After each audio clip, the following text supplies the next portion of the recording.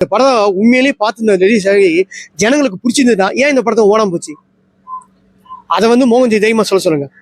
இத்தனைக்கு அவரே டைரக்டரே இறங்கி சில ஊர்கள்லாம் டிக்கெட் ஆச்சு அவர் நினைச்சுன்னு பொழுது ஆடியன்ஸுக்கு உள்ள வந்தாங்கன்ட்டு இவர் வந்து காசு கொடுத்து கூட்டு வந்திருக்காரு. அந்த ஊர்ல ஆடியன்ஸுக்கெல்லாம் வந்து இந்த படத்தை வந்து ஆளை செட்டப் பண்ணி கூட்டு வந்து அவரே தான் மீடியாலாம் உள்ள போல. மீடியாலாம் சில மீடியாலாம் பிரஸ் மீட்டிங் மட்டும் தான் மீடியா உள்ள போனாங்க. மக்களோட கருத்து எடுக்கிறது இவரே ஆளை செட் பண்ணி இவரே எடுத்து ஸ்ட்ரெயிட்டா இவரே போய் கேட்டாரு, படம் எப்படி இது படம் எப்படி இதுன்ட்டு. அது வந்து இவருக்கே ஒரு டவுட் வந்துருச்சு. அதனாலதான் இவரே இறங்கி வேலை செய்யறாரு. அவர் என்ன இறங்கி வேலை செஞ்சாலும் அதை வந்து கோட்டை விட்டாரு. இனிமே அந்த படம் ஓடுறதுக்கு வாய்ப்பு இல்லை. ஓகேங்களா?